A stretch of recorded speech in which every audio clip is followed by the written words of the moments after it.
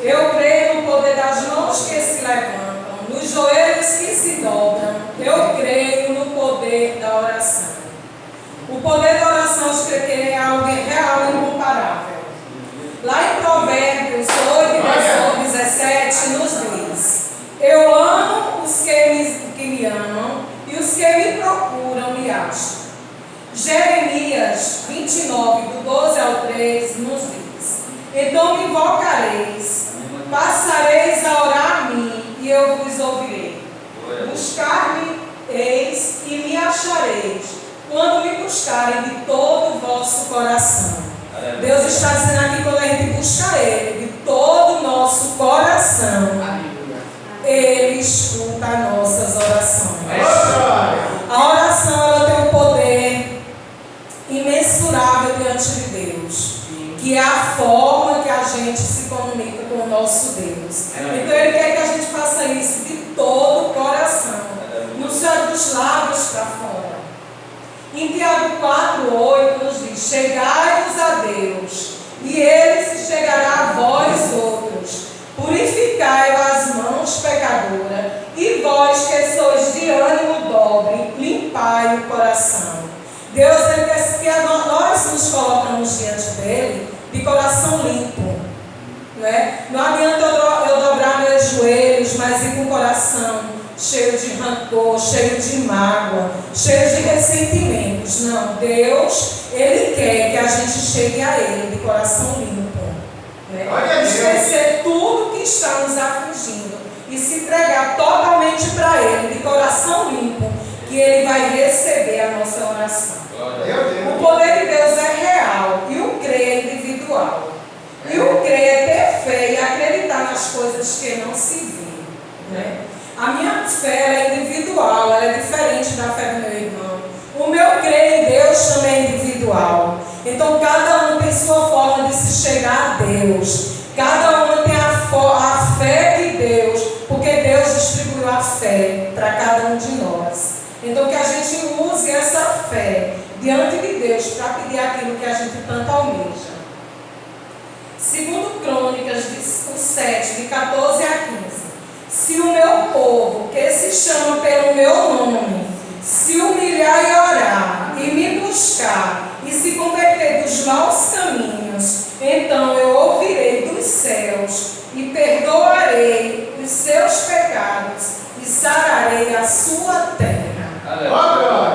Vê que coisa mais linda, ele está pedindo assim, se humilhar, se buscar Ele, se converter dos maus caminhos. Não adianta eu estar buscando a Deus e ainda estar praticando as coisas que não agradam ao nosso Deus. Ele vai ouvir, Ele vai perdoar os nossos pecados e sarar a nossa terra.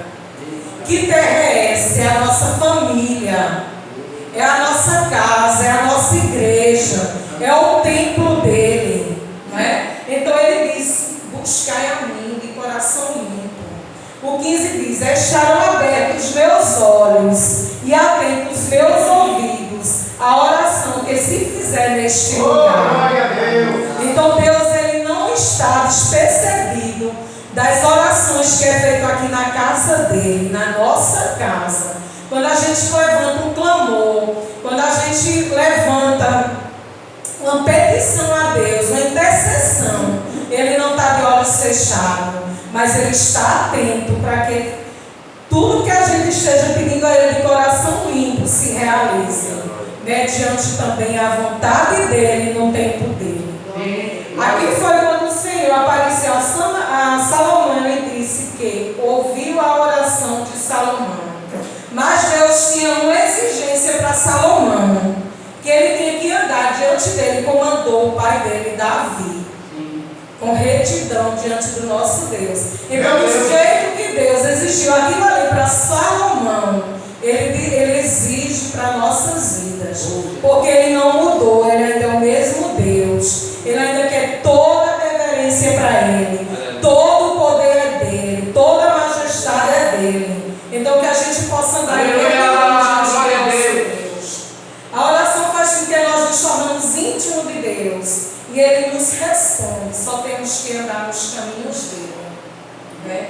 Quando andamos nos caminhos do Senhor, a gente, às vezes aquilo é tão impossível, mas Ele está nos contemplando do alto dos céus e está dizendo: minha serva me busca continuamente. Ela tem um coração limpo, ela crê, ela confia. Eu vou conceder o que ela está me pedindo. Então, quando a gente se ajoelhar e se humilhar diante de Deus, vá nessa certeza e nessa convicção que Ele abre os olhos e ouvidos para escutar as nossas petições. Glória a Deus. Em Êxodo 17, de 10 a 12, ali foi quando o povo de Israel saiu do Egito. Os amalequitas vieram pelejar contra ele no vale de Refidim. Moisés ordenou a Josué que escolhesse os homens e saísse a pelejar contra os inimigos. Enquanto isso, Moisés estaria no cume do monte com o cajado de Deus nas mãos. Então, Moisés mandou que o povo pelejasse, mas ele teve a missão de orar pelaquela batalha que estava acontecendo ali. Quando ele levantava as mãos, que já estava cansado, mas Arão e Ur chegavam e levantavam as mãos de Moisés, e o povo de Deus prevalecia sobre aquele povo ali. Vê como uma oração tem poder, não é? Só em a gente dizer: Deus nos socorre, peleja por nós, Ele vem e peleja nossas causas. Hoje em dia a igreja do Senhor tem enfrentado lutas na sua caminhada, né? Quantas coisas se levantam para a igreja do Senhor parar? Por isso temos que estar vigilante na oração. Às vezes a gente diz: pô, eu vou orar, mas eu já orei tanto por isso e não acontece nada. Mas é porque Deus tem um propósito na vida de cada um. Ele tem propósito no ministério, Jesus Fonte da Esperança. Eu creio que a igreja orando, Deus está esperando nossas orações, nossas intercessões, nossa consagração, nosso jejum em prol dessa obra. E Ele vai responder, porque Ele é Deus de resposta. Devemos estar como Moisés, levantando em oração pelo nosso ministério e pelo pastor da igreja, para que a igreja seja vitoriosa contra as ciladas do inimigo, que é o maior adversário da igreja. Quem é o maior adversário da igreja? É o inimigo. Ele levanta pessoas para vir atrapalhar a obra do Senhor. Ele se materializa através de palavras, de pessoas, de atitudes, de ações. Mas se a gente estiver em constante oração, o inimigo ele não prevalece, ele cai. Não devemos vacilar no erguer das mãos, pois é de mãos erguidas que alcançamos a vitória e bênçãos que Deus tem para o seu povo aqui na terra. Deus ele não quer um povo tímido, não. Um povo com medo de guerrear, não. Porque se Ele nos destinou a fazer a obra dEle, se Ele nos enviou, é porque Ele vai estar conosco. A nossa timidez ela tem que ser tirada, porque o inimigo ele se apropria de toda negatividade que o povo de Deus às vezes atrai para si. Então que a oração ela venha tirar todo e qualquer impedimento das nossas vidas, para que Deus ele se achegue a nós e a gente consiga chegar até o nosso Deus. Através da oração, Ezequias obteve a sua cura e o Senhor acrescentou mais 15 anos de vida. Vê como a oração tem poder, né? Ezequias estava desanimado ali. Ele não tinha mais nenhum tipo de esperança. Eu vou morrer. Mas Deus ele usou um profeta dele, que foi Isaías. E hoje Deus ainda usa profetas aqui na terra para levantar em oração pelo seu povo, pela sua igreja, né? Então Ezequias ainda ficou duvidoso. Como se eu estou à beira de uma morte, como é que eu ainda vou ter 15 anos de vida?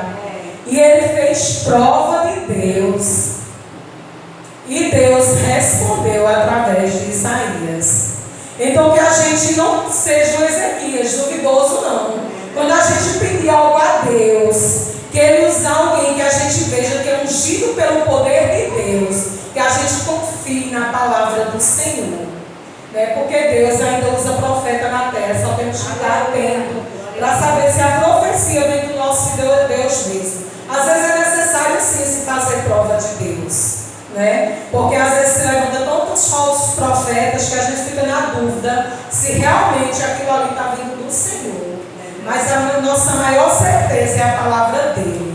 Porque a palavra do Senhor ela está cheia de profecias que se cumprem nas nossas vidas se a gente orar e confiar e crer. É verdade, glória a Deus. A mesma coisa foi a vitória de Josafá sobre Moabe e Amon. Lá em Crônicas 20, do 3 ao 6, ali quando ele recebeu a notícia que aquela multidão estava vindo contra o reino dele, ele teve medo sim, porque somos humanos e estamos sujeitos a todos os tipos de emoção. Mas Deus estava com Josafá. Qual foi a atitude de Josafá? Levantar a igreja, o povo de Israel em oração, em jejum, em louvor, em se derramar diante de Deus. Todo mundo se prostrou ali, porque sabia que o poder da oração, ela ia chegar, aquela oração ia chegar aos céus e Deus ia responder. E aqui a gente vimos a atitude de Josafá, foi consultar o Senhor Deus. Pois ele disse: Deus, estamos aqui, somos um povo que estamos despreparados para essa guerra. Mas Deus diz: vai e vai ver o que vai acontecer. Tu só vai ficar contemplando. Mesma coisa é a gente. Às vezes se levanta uma guerra, se levanta uma situação na nossa vida. Mas Deus diz: fica só olhando e vê o meu agir. Mas para que Deus fale isso para a gente tem que fazer como Josafá, né? Se derramar diante de Deus através da oração, do louvor, do jejum, porque a consagração, a gente está se purificando diante de Deus. Quando a gente está em jejum, a gente está sacrificando a nossa carne. Quantas coisas aquele povo deixou de fazer naquele momento para buscar o Senhor, porque ali naquele momento era mais importante estar na presença de Deus, porque Deus, Ele é o Deus que dá livramento e que dá vitória ao seu povo. E Deus deu livramento ali ao povo, ao reino de Josafá, né? Josafá declara a Deus que não sabe e não tem como lutar contra aquela multidão. Às vezes a gente chega: Deus, eu não sei como eu vou resolver esse problema, né? Porque quem está com essa situação minha é alguém que aqui na terra se acha poderoso, mas não tem ninguém mais poderoso do que o nosso Deus, né? Então, quando a gente consulta a Deus, Ele nos guia, Ele nos orienta, né? E essa comunicação com Deus é através da oração. Então devemos só aguardar e confiar nos cuidados do Senhor. Porque Deus, Ele cuida de nós nos mínimos detalhes, né? Às vezes a gente dá: Deus, eu estou orando, estou pedindo, estou jejuando e não estou vendo resposta. Mas é porque Deus às vezes nos prova e trabalha no silêncio. Não tem coisa melhor do que o silêncio do Senhor, porque quanto mais Ele está em silêncio, a gente está cavando ali na oração, cavando um poço, está chorando, está jejuando, está buscando, e Deus vai quebrantando o nosso coração, e a ação de Deus, o poder de Deus, a gente vai sentindo.